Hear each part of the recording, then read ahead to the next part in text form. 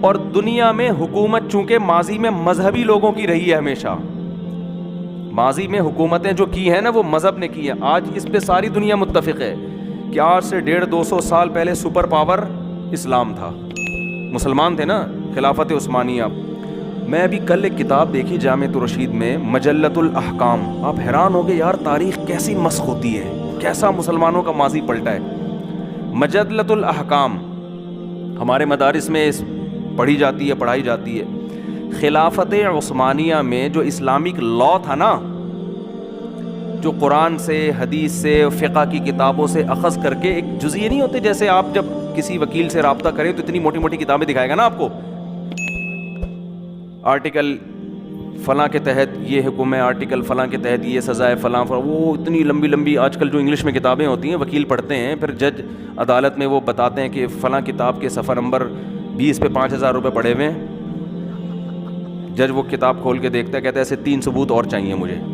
وہ کنورٹ کر دیا ہم لوگوں نے اس کو آسانی کے لیے کہ اب جج صاحب کیا میں آرٹیکل صفحہ نمبر 20 پہ آرٹیکل نمبر 356 پڑھو گے سمجھ میں نہیں آئے گا، سیدھا صفحہ نمبر 20 پہ میں نے آپ کے لیے کیا رکھ دیے، 5-5 ہزار کے 2 نوٹ رکھ دیے. سمجھ رہے ہیں؟ تو جج بھی وہ دیکھ رہا ہوتا ہے، کہہ رہا ہے ٹھیک ہے یار چلو صحیح ہے. تو اسلامی عدالتوں میں نا وہ فقہ پڑھایا جاتا تھا. جیسے فتاوی عالمگیریہ، یہ وہ فقہ کی کتاب ہے جو 500 علماء نے عالمگیر بادشاہ رحمۃ اللہ علیہ کے حکم پہ ہندوستان کا لا مرتب کیا تھا، جس کو آج ہمارے لبرل لوگ اور جو لوگ فرقواریت پھیلاتے ہیں وہ کہتے ہیں سرکاری آرڈر پہ تیار کی گئی سرکاری مولویوں کا ایک. اصل میں چونکہ ان کو تو اسلام سے کوئی غرض ہی نہیں ہے نا بیچاروں کو، 1,000 سال مسلمانوں نے جس لا کو فالو کیا یہ اس کی ایسے دھجیاں اڑاتے ہیں کہ وہ اسلامی لا تھا ہی نہیں. اب ان یہ بتائیں گے ہمیں اسلامک لا تھا کیا، سمجھ رہے ہیں نا، یہ بتائیں گے آج کے ٹچے. تو اس کو ایسے کہتے ہیں سرکاری مولویوں کا لکھا ہوا. گورنمنٹ کی سطح پہ اگر ایک کام ہوا ہے، حکومت نے لگایا علماء کے ذمے کہ آپ جزیات لکھیں چھوٹی چھوٹی اور اس کو ہم لا کا حصہ بنائیں گے، تو یہ حکومت کا بہت اچھا اقدام تھا.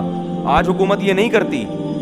یہ کام سعودی عرب میں بھی ہوا ہے، تو وہاں کے علماء کو تو کوئی حکومت کا ٹچا نہیں کہتا، اس لیے کہ پتہ ہے کہ سعودی عرب میں پابندی لگے گی. سعودی عرب کا یہ بہت اچھا اقدام تھا کہ اس نے علماء کے ذمہ لگایا کہ بھائی آپ جو قانون پہلے سے مرتب ہے وہ تو ہے، لیکن جدید مسائل میں علماء رائے قائم کر کے قانون کو مرتب کریں، تو بہت اچھا کام ہے.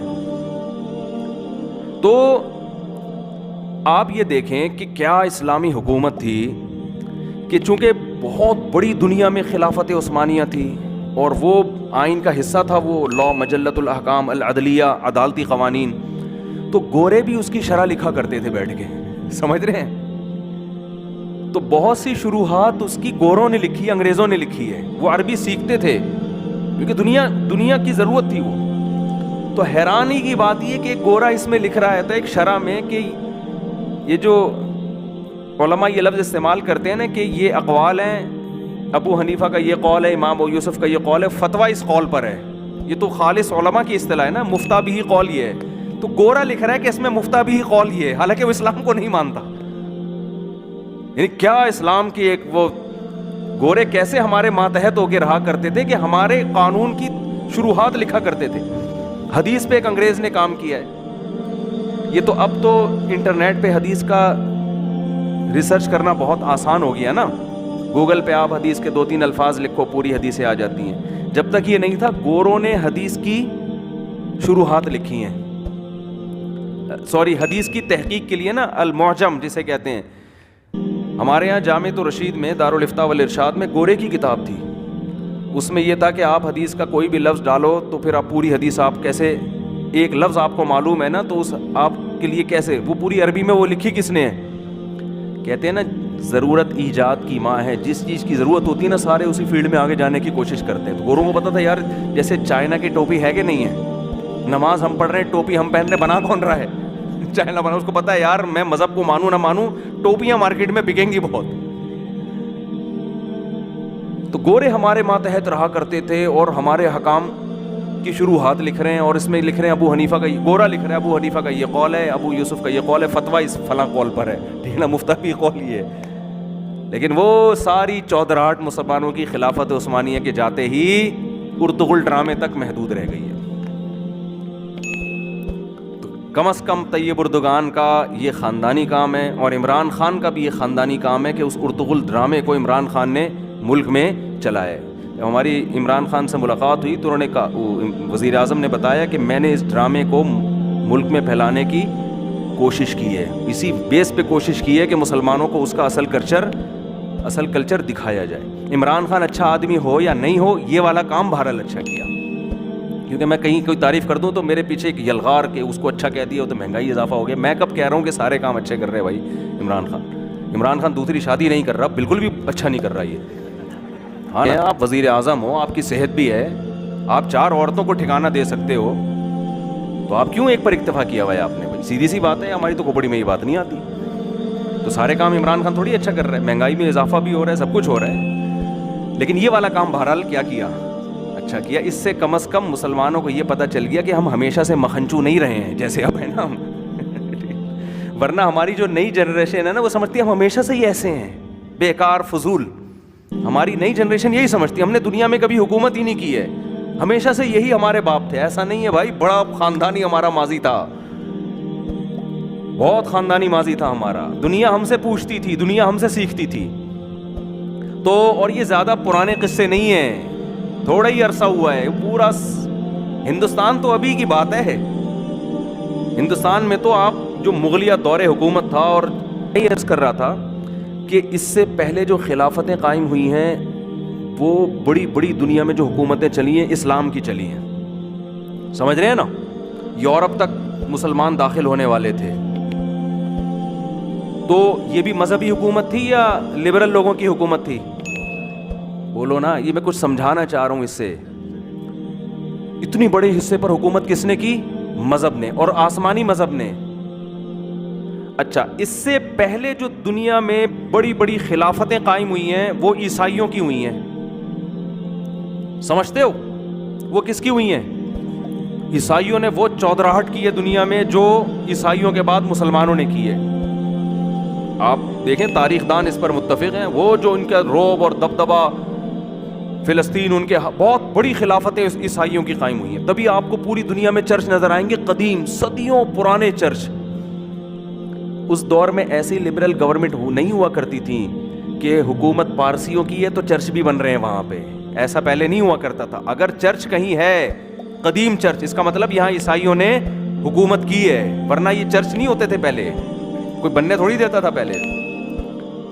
عیسائیوں سے پہلے دنیا پہ حکومت جو کی ہے وہ کس نے کی ہے؟ یہودیوں نے۔ اس پر بھی سارے تاریخ دان متفق ہیں۔ آپ یہ بات دیکھو قدر مشترک کہ یار حکومت ہمیشہ مذہب کے ہاتھ میں آ رہی، آسمانی مذہب کے ہاتھ میں نہیں آ رہی۔ بات سمجھ میں؟ وجہ کیا ہے کہ آسمانی مذاہب کے علاوہ دنیا میں جتنے لوگ تھے نا وہ کسی ایک چھتری کے نیچے تھے ہی نہیں، ان کے پاس سرے سے کوئی لا تھا ہی نہیں، کوئی قانون تھا ہی نہیں، اور کوئی ایسی طاقت بھی نہیں تھی جو ان کو جمع کر دے کسی ایک لا پہ، کیونکہ ممکن نہیں تھا۔ یہودیوں کا اگر پوری دنیا میں یہودیوں کو ایک لا کی اور ایک چھتری کے تحت جمع کیا ہے تو یہ پیغمبروں کے بغیر یہ کام عقلاً ممکن ہی نہیں تھا۔ تو یہ خود پیغمبروں کی صداقت کی بہت بڑی دلیل ہے۔ بہت مشکل ہے بھائی بات سمجھانا، بہت مشکل ہے۔ دیکھو یہ جب ممکن ہے جب کوئی ایسی شخصیت آ جائے جس کے سامنے سب ہتھیار ڈال دیں کہ ہم آپ کو مانتے ہیں، اور یہ اس وقت تک ممکن نہیں ہے جب تک اس پیغمبر کے ہاتھ پہ ایسے مخیر العقول، تھوڑی گاڑی اردو ہے، یعنی ایسے معجزے نہ ظاہر ہوں جن کو عقل کہے کہ یہ خدا کی مدد کے بغیر ممکن ہے ہی نہیں۔ مثال کے طور پر ہم یہودیوں سے لے کے چلتے ہیں۔ آج یہودیوں سے پہلے کی تاریخ تو ہمیں معلوم نہیں ہے نا، میں تو آج کے تاریخ دانوں کو کے حوالہ دے رہا ہوں۔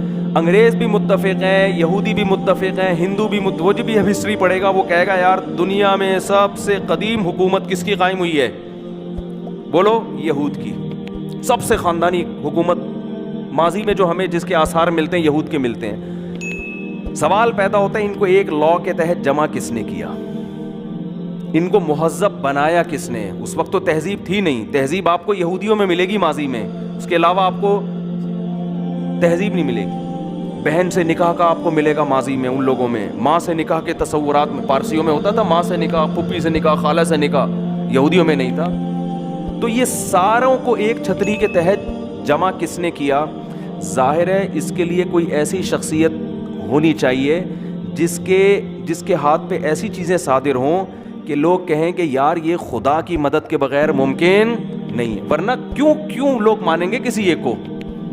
سمجھ میں آ رہی ہے بات کہ نہیں آ رہی؟ ورنہ تو جس کی لاٹھی اس کی بھینس. اور لاٹھی کے ذریعے حکومت جو حاصل کرتے ہیں نا, یا تو پیچھے نظریہ ہوگا یا بدماشی ہوگی. اگر بدماشی ہوتی تو لا اتنا بہترین مرتب نہ کیا جاتا کہ جس میں ماں کے حقوق ہیں, جس میں باپ کے حقوق ہیں, جس میں زنا کو حرام قرار دیا جا رہا ہے, جس میں شراب کو حرام قرار دیا جا رہا ہے. یہودیوں کے مذہب میں تو شراب بھی حرام, سود بھی حرام, زنا بھی حرام. تو اگر یہ بدماشی کے ذریعے دنیا میں رائج ہوا تھا تو بدماش تو ان چیزوں کو حرام کرتا ہی, اجازت کر دیتا ہے اس کی. وہ تو خود شراب پیتا ہے نا. اس سے صاف پتہ چلتا ہے کہ اس تحریک کے پیچھے جو دعوت تھی وہ بہت ہی پاکیزہ دعوت تھی, اور اس دعوت کو دنیا میں غالب اللہ نے کیا ہے, وہ بدماشی کے زور پہ غالب نہیں ہوئی ہے. اور اس شخصیت کے گرد جمع ہونے کے لیے ایسے معجزے جو موسیٰ علیہ السلام کا قرآن کہتا ہے, تورات بھی کہتی ہے اور بائبل بھی کہتی ہے کہ لاٹھی کو سانپ بنا رہے ہیں, اور عیسیٰ علیہ السلام مردے کو زندہ کر رہے ہیں, بغیر باپ کے پیدا ہو کے ماں کی گود میں گواہی دے رہے ہیں. یہ وہ معجزے تھے جنہوں نے دنیا کو ایک چھتری کے تحت جمع کیا. نہیں آ رہی بات؟ اس کی میں ایک آج سادہ مثال دے کے آگے چلتا ہوں. آج اگر کوئی شخص دنیا میں آ جائے اور کہے کہ میں جو دعوت لے کر آیا ہوں بالکل ٹھیک ہے, لوگ کہیں گے بھائی تیرے پاس کیا ہے, وہ معجزے دکھانا شروع کر دے تو ہمیں لگے گا کہ یہ جادوگر ہے. ایسا ہی لگے گا نا, ہمیں کیا لگے گا؟ جادوگر. لیکن دلائل سے ثابت ہو جائے کہ جادوگر بھی نہیں ہے, بالکل دو اور دو. جادوگر خود گواہی دیں یار یہ جادوگر نہیں ہے, اور وہ جادوگر بھی کسی ایک کنٹری کے نہیں ہوں, کوئی ادھر کا ہے, کوئی ادھر کا ہے, کوئی ادھر کا ہے, ادھر کا ہے. تو آپ بتاؤ ساری دنیا سمٹ کے اس کے گرد اکٹھا ہونا شروع ہوگی کہ نہیں ہوگی؟ ہوگی نا. اب تو ہم اس لیے نہیں اکٹھے ہوں گے کہ نبی صلی اللہ علیہ وسلم کے معجزے دیکھنے کے بعد آپ نے بتا دیا کہ میں آخری نبی ہوں. اب تو ہم اس لیے نہیں جائیں گے کہ وہ نبوت کا دروازہ بند ہو گیا, لیکن جب دروازہ کھلا ہوا ہو. یہی وجہ ہے کہ اب کسی کے ہاتھ میں معجزے ظاہر ہوتے بھی نہیں ہیں. صحیح ہے نا؟ پہلے ہوا کرتے تھے, اب اللہ نے یہ دروازہ ہی بند کر دیا, تو معجزوں کا دروازہ ہی اللہ نے کیا کر دیا؟ بند کر. اب کرامتیں ہوتی ہیں مگر وہ ایسے لوگوں کے ہاتھ پہ جو اپنے آپ کو نبوت کا دعویٰ کرتے ہی نہیں ہیں. کوئی ایسا صاحب کرامت آیا نہیں ہے جو حقیقت میں کرامت ظاہر ہو رہی ہو اپنے آپ کو نبی بھی کہتا ہو. جو بھی نبی کہہ کے کرامت ظاہر کرے گا تو وہ شعبدہ ہوگا, پکڑا جاتا ہے. وہ بہت سے پکڑے گا, اور روحانی عامل تو ویسے ہی آپ کو پتہ ہے وہ پکڑے ہی جاتے ہیں, تو وہ شعبدے دکھا رہے ہوتے ہیں وہ.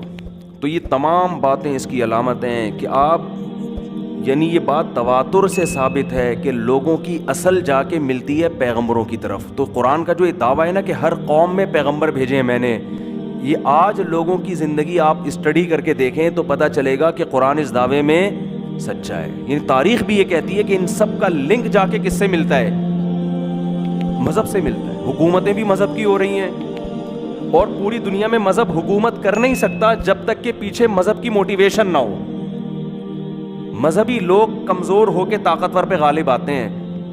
جو مذہب سے دور لوگ ہیں نا وہ کبھی کمزور ہو کے طاقتور پہ غالب آ نہیں سکتے, کیونکہ ان کو پتا ہے کہ ہم اگر قربانی دے کے غالب آئیں گے تو ہماری تو جان جائے گی نا. تو وہ تو دنیا کے لیے کام کر رہے ہوتے ہیں, تو وہ لڑیں گے کیوں؟